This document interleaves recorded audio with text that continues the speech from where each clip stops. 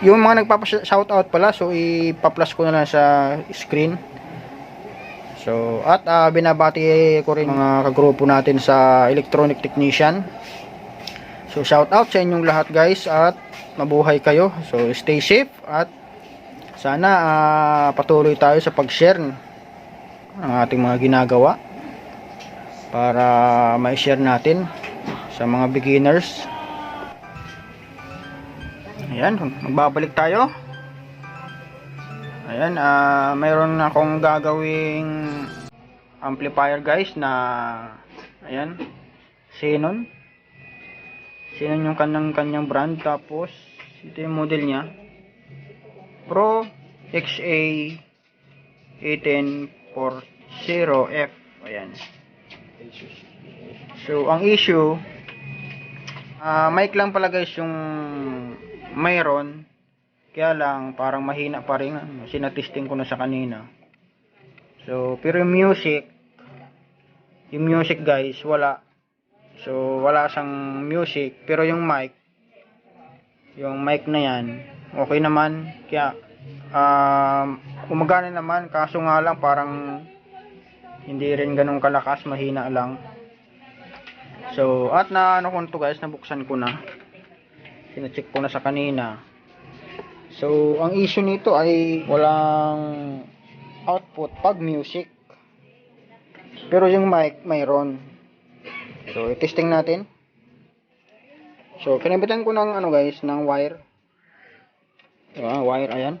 So ayan, speaker yan guys. So isang channel lang muna, dahil mic lang naman yung ano natin i-check. So check natin yung mic 1. Si power on natin. Ayan, so guys, nag-relay naman siya. Ayan, testing natin. So volume natin yung mic volume. Hey, check.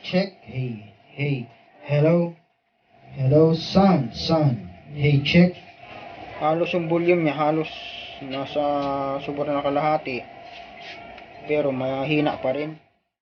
At check din natin yung ano, yung aux nya. Aux, kita nyo ba guys? So yan, test natin yung auxiliary nya kung mayroong ano. Check natin yung music nya. Tapos sa auxiliary tayo mag-input. So ayan, sinet upan na natin ang ano guys, input. Ayan, nag-input tayo sa aux. Sa aux input, ayan. Siyempre sisit din natin sa auxiliary. Ayan, naka-auxiliary niya sa guys. Ayan, aux, ayan. Tapos set natin sa speaker AB. Ayan. Mag-input na tayo, tapos ayan, meron na tayong player. Ayan, nagpi-play na yan siya. Ayan, volume natin. Volume. So ayan, walang music guys. Wala siyang music. Check na natin yung ano niya, music control dito. Ayan, halos ayan siya guys, nakakalahati na sila lahat. Tapos ito yung master volume. Ayan, wala siya. So try nga natin sa ano, sa speaker B sa right channel, kasi ito nakakonect siya sa left channel. So dito tayo sa right channel, speaker B.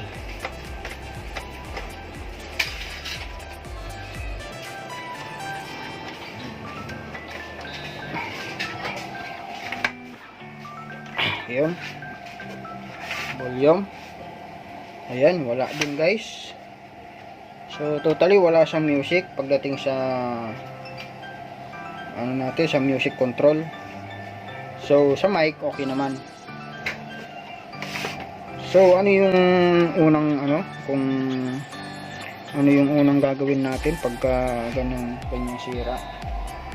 Power on muna natin. Ay, power off pala. Ito,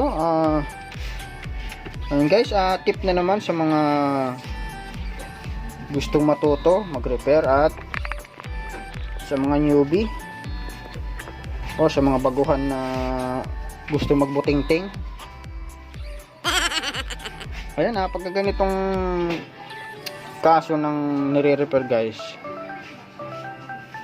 ay paano nyo ma-isolate kung saan nga nagpo-problema o saan nawawala yung signal. Paano nyo siya i-trace ng mabilis, kasi minsan yung customer nagmamadali silang malaman kung ano yung sira. Siyempre, para malaman din nila kung magkano gagastusin nila.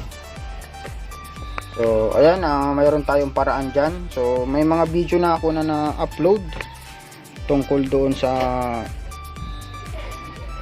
mabilis ang check-up, kung paano malaman kung saan yung problema. Lalong lalo na si customer ay nag-aantay, o yun nga, gusto nilang malaman kung ano yung sira at kung magkano. So ito, follow-up video ito, kasi may mga na-upload na rin akong ganitong mga sira. Although yung iba left channel lang wala, ang iba naman distorted. O sa itong kaso na to guys, ay totally wala sa music.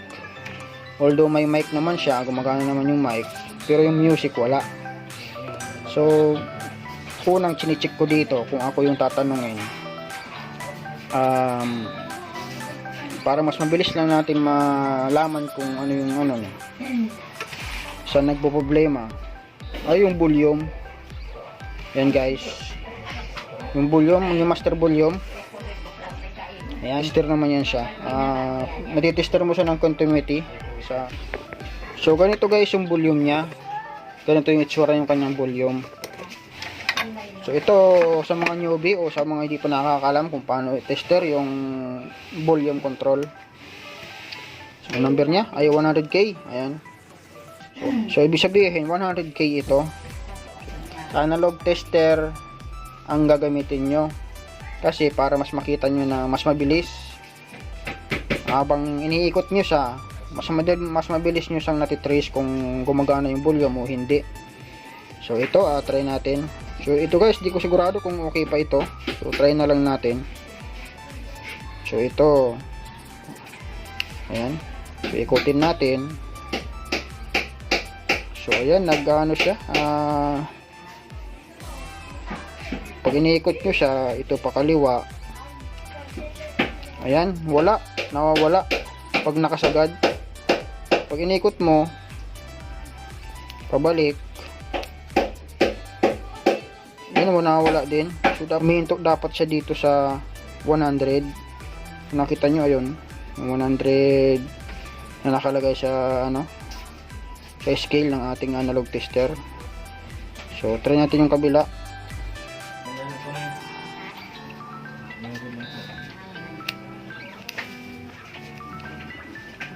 So may problema na nga ito guys.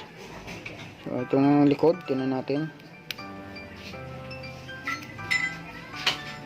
So yan, kung napansin nyo, ayan siya guys, hindi siya dapat tumatakbo yan doon, tapos babalik sa hanggang dapat hanggang 100. So ayan, hindi siya stable, kasi pag nakasagad na yung volume mo, nawawala. Ayan, halos wala siyang continuity na. Pag pinihit mo naman, sinagad naman, ganun din, bumabalik dito sa, ayan, naggumagalaw o hindi na stable yung kanyang carbon, ibig sabihin, kasi gumagalaw na yung kanyang ayan, nakita nyo ba, gumagalaw. Tapos yung kabila, pag nakasagad, patay. So wala siyang resistance, Pag kabila naman, ayan, dapat dito yan, dapat sa 100p hinto. Ayan, ibig sabihin sira na rin to. So try natin yung okay na volume, i-actual natin. So ito guys, kanina 100k yung tinister natin. So ngayon, ito okay to. So 50k lang guys yung volume na ito. So okay lang yan. So dahil 50k siya, dapat doon siya sa 50 tatapat. Kita ba? Hindi natin nakikita. Kanina pa ako daldal ng daldal. Hindi natin nakikita yung tester. Yan. So ayan. Kita na siguro. So ito, dahil 50k, dapat doon siya sa hihinto. Pag pinihit mo siya, pakaliwa o pakanan man, dapat doon siya sa 50 hihinto yung pointer natin ng tester. So yan, try natin.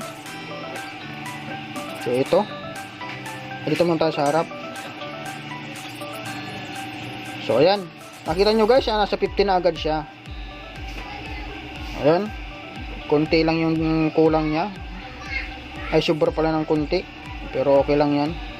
So pag pinihit mo siya, tatakbo yan siya dapat. Ayan, tulad yan. Pinihit ko siya ng pakanan. Yan, ano siya, nag 0. Tapos pag pinihit mo naman pakaliwa, dapat 50 lang din siya ihinto. Sagad na yon. Ayan, sagad din yan.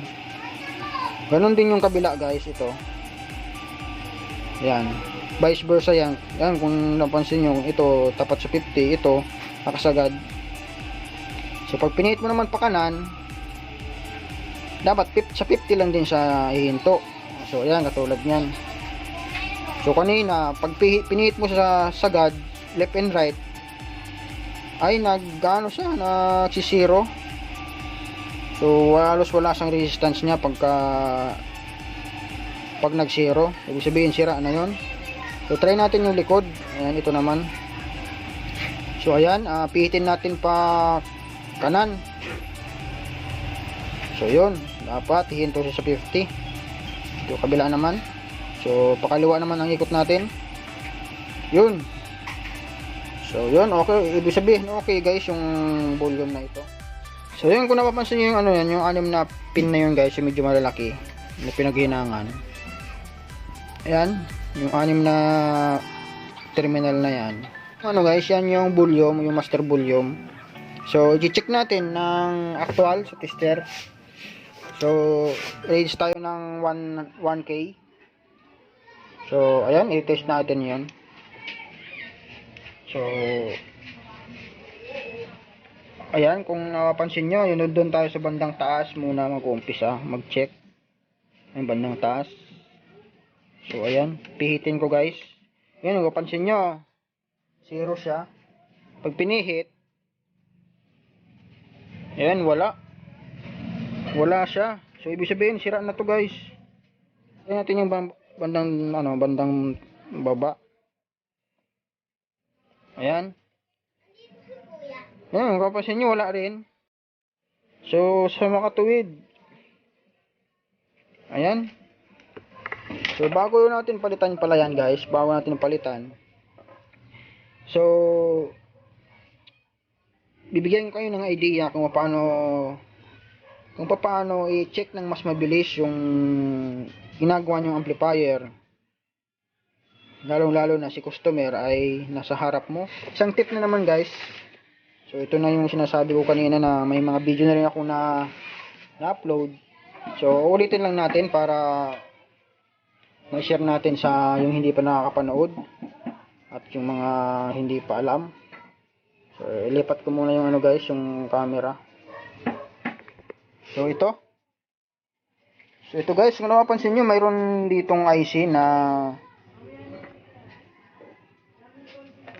multiplexer. Ito, demultiplexer. Ito yung CD4052BE, yung kanyang number. Nakita ba? Ayan, 4052BE. So ang gagawin pala natin guys ay mag-input tayo ng signal dito. Yung out dito, papasok dadaan sa dito sa terminal na ito, papunta dun sa tone control. So, ayan. Tapos nandito naman guys yung ano niya. Ay, nandito rin yata. Oh, nandito rin pala yung output. So, ayan. Yun ang gawin natin guys. I-trace natin yung signal na galing dito. Papunta doon. Tapos, papunta doon sa tone control. So, check natin kung may darating dito na signal. Papasok siya doon. Tapos, dapat babalik siya. Yung mga galing naman doon sa output ng tone control. Babalik siya dito dapat sa... So, dito. Yung napansin guys, mayroon ditong RL. Ayan, RL. Tapos, dito tayo mag-check sa RL. Yan yung RL guys. Yan yung galing doon sa multiplexer natin na IC. Tapos, yung galing naman sa tone control, doon na tayo sa RL saka RR. Tama ba? RR. FR saka FL. So, yun yung output guys papuntang galing tone control papuntang main amp. Kasi ito yung main amp natin. So, yun ang yun ang test point natin. Nakaset up na yung ating signal tracer guys. So, yan muli gumamit tayo ng isang amplifier, extra amplifier. Ayan, andun na rin yung speaker, nilipat ko doon. Tapos, ayan, ito na yung ano natin, signal tracer natin. Tapos yung ground nandito guys. Ito yung ground, kinilip ko na. So ito yung magiging positive natin, pang trace. So at naka-ready na rin yung signal, yung input natin. So umpisa natin ito guys sa input. Ayan, meron. At naka-ano rin pala guys, naka-power on na yung amplifier na ito, yung ginagawa natin. Naka-power on na yan siya. So dito dapat meron ditong output. Ayan, meron yung sa left, yung sa L. Ayan, meron naman. So ibig sabihin, walang problema dito sa guys, sa input na natin, sa input IC na yan. So check natin yung yung FR tsaka FL, dapat meron yan siya. So yan na yung guys, yan na yung galing doon sa tone control natin dito sa front panel natin dito. Dapat meron yan siya dyan. So try nga natin sa ano ba yun. So ito na yung FR. Ayan, dapat meron yan siya. Tapos yung volume natin, so yan, wala siyang input. So wala pala siyang out galing tone control. So ibig sabihin sa tone control ang problema. So yun na yun mismo guys, yung volume natin ang problema. Pero isa pang guys, isa pang tip, dapat doon sa input ng volume, dapat meron doon signal na makukuha tayo. So focus lang natin doon, tayo mag-check naman ng guys, ng signal. So ito guys, ito yung volume, ito yung tinis natin kanina. So dito, ito yung input guys, ito yung input. So ito yung dyan na papunta yung yung galing dun sa kanina, yung nandoon sa sinukat natin doon, terminal na yan, yung L tsaka right, L tsaka R, o yung left and right input. So dapat mayroon na yan dito. So di na lang natin babaybayin guys, yung galing doon mapunta dito. So wire na yan, so automatic yan guys, papunta yan dito sa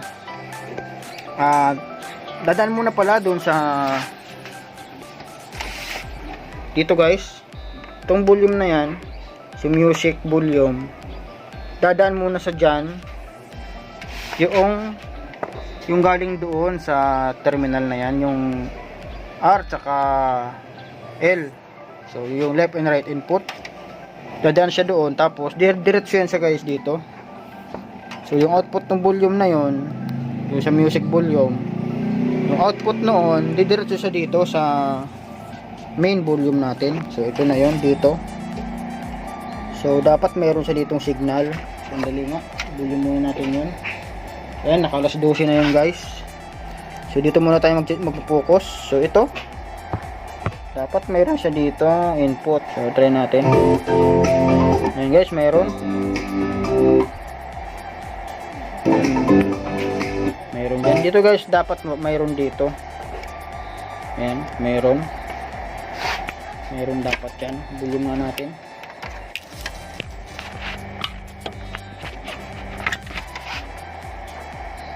So yun guys, nakakalahati siya, so wala pa rin.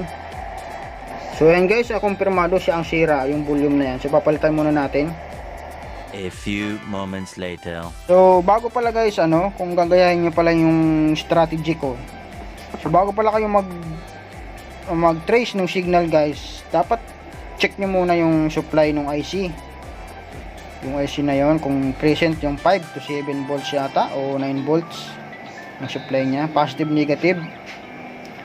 So dahil mayroon na tayong nakuha signal dito kanina, so ibig sabihin okay na yon, okay yung IC na yon, at nag-normal naman ang niya, ang operation niya. So ayan guys, palitan ko muna itong master volume. So mamaya babalikan na lang natin. So ano na lang, i-review ko na lang sa inyo.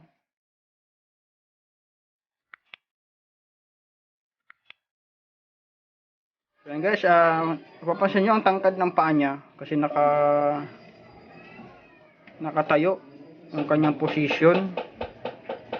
So ang ginawa ko, ginigrinder ko na lang yun guys. I-grinder ko yung niya. Ayan. Tiniran ko lang nasa ng tama lang doon sa pag ipapalit natin yung paa. Kasi yung ipapalit natin ay ayan, ganyan lang yung paa niya, yung kakabit natin. Ganyan. Ganyan siya. Ayan guys, nakabit na natin yung volume. So di ko muna finix kasi mas maganda, i-sound check muna natin. So ayan,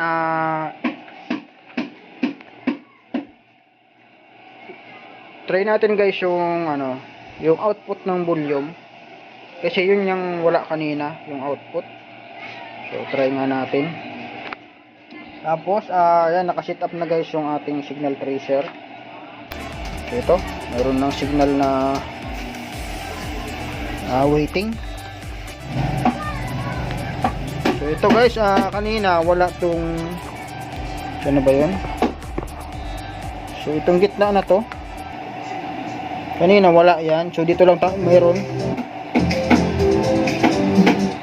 Yan. Mayroon. Yan lang yung mayroon kanina. So try nga natin sa gitna. Dapat mayroon na yan dyan. Uy, wala pa rin. So i-volume nga natin. Di yata naka-volume. Yan, naka-volume na. So ito. Ayun, mayroon na guys. Yan. Volume pa nga natin. Yan. So yun, mayroon na guys. So ibig sabihin yung signal nag-out na dito sa output ng volume, galing dito sa input. So try nga natin doon sa so doon sa RL ay FL tsaka FR. So dito, so dapat mayroon na dito. Yan, volume natin. Yan, meron na. Yung kabila, yung FR. So yan, meron na guys. So yan na yung galing dito sa tone control guys. Yung na yan, yung dalawa na to. Ayan, yung dalawa na yan. Yan nga natin. So i-trace nga natin guys yung check natin yung mga control niya dito sa music. So isa-isayin natin kung para malaman kung gumagana. So try natin yung master volume. Ayan, okay naman. Balance, okay. yung low.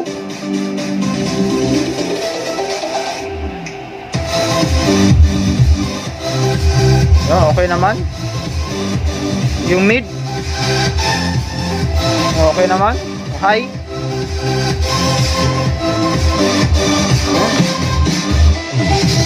Okay naman. Try natin yung kabilang channel.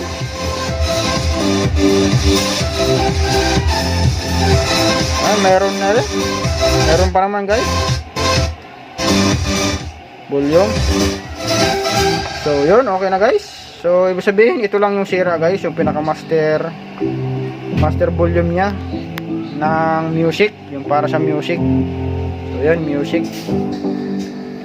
So ayan, napakasimple lang guys, pero ang haba ng video natin. So kasi may mga additional tips tayong binigay sa ating mga viewers. So ayan, okay na guys.